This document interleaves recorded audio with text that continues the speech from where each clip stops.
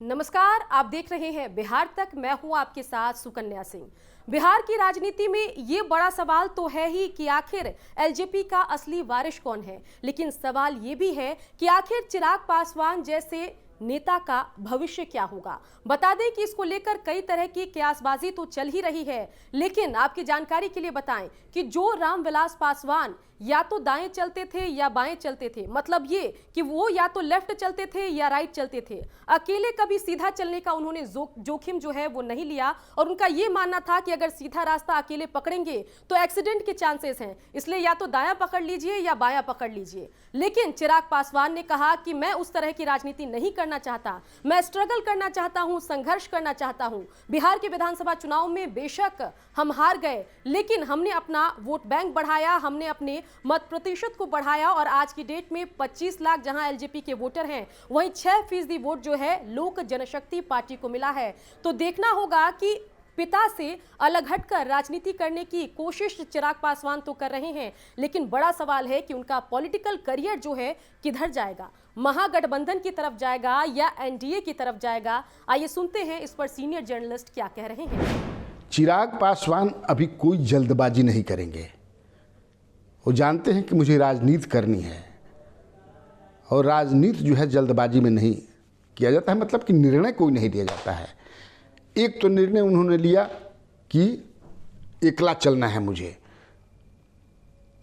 एकला चल करके वो देख लिए, एकला चले, उसमें दुर्घटना हो गई।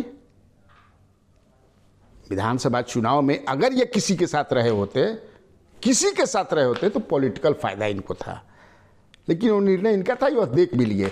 तो मुझे लगता है कि आने वाले दिनों में, चूंकि अभी तो पार्टी पर वर्चस्व के लिए लड़ाई है, तो चाहेंगे कि इसको पहले हम जीत लें। बता दें कि आरजेडी की तरफ से चिराग पासवान को ऑफर तो मिल गया, लेकिन जब चिराग पासवान का इंटरव्यू आया और उन्होंने कहा कि मैं आरक्षण सिस्टम के खिलाफ हूं, मैं बिहार में जाति व्यवस्था के खिलाफ हूं, इसके बाद आरजेडी की तरफ से दूसरा बयान भी आया और यह कह दिया गया कि बीजेपी संघ की गोद में अभी भी बैठे हुए चिराग पासवान। मतलब चिराग अपने आरक्षण विरोधी एजेंडे के साथ अपना पॉलिटिकल करियर आरजेडी या महागठबंधन में तो नहीं देख सकते हैं। ऐसे में ऐसा लग रहा है कि क्या महागठबंधन के दरवाजे चिराग के लिए खुले हैं या नहीं खुले हैं, क्योंकि जनता दल यूनाइटेड की बात की जाए या एनडीए की बात की जाए तो ऐसा भविष्य में होता लगता नहीं दिख रहा है कि अब चिराग पासवान कभी भी अपनी राजनीति में अगले कुछ साल नीतीश कुमार के साथ कोई जो है राजनीति करते नजर आएंगे, या नीतीश कुमार के साथ कोई पॉलिटिकल प्लानिंग या गठजोड़ बनाते नजर आएंगे। आइए देखते हैं इस पर सीनियर जर्नलिस्ट क्या कह रहे हैं। भाजपा के साथ भी जा सकते हैं ये, लेकिन तब जाएंगे जब उत्तर प्रदेश के चुनाव में भाजपा की जीत हो जाएगी, तब। Till then he will wait.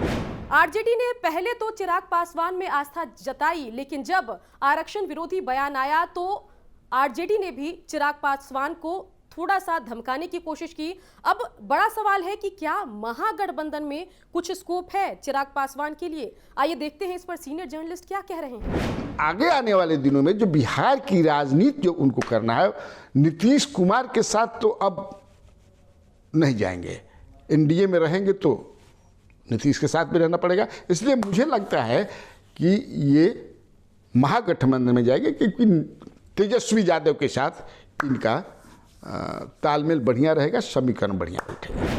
तो बिहार वासियों को जितनी चिंता एलजेपी के भविष्य को लेकर है, उतनी ही चिंता चिराग पासवान के पॉलिटिकल फ्यूचर को लेकर भी है। क्योंकि अगर हम पासवान समाज की बात करें तो वो तो हमेशा से ही रामविलास पासवान को अपने नेता मानते हैं, और राजनीति के जानकार लोगों का मानना है कि जो रामविलास पासवान के वोटर हैं, उनकी आस्था रामविलास के चुने हुए उत्तराधिकारी चिराग पासवान के साथ ही है। देखना होगा कि ये 6% वोटर जो है आगे चलकर किस पर अपनी आस्था जताता है, पारस पर या फिर चिराग पासवान पर। साथ ही चिराग पासवान का पॉलिटिकल करियर या हम ये कहें कि पॉलिटिकल भविष्य किधर जाता है, इस पर भी बिहार तक की नजरें टिकी है। बिहार की खबरों के लिए आप देखते रहिए बिहार तक।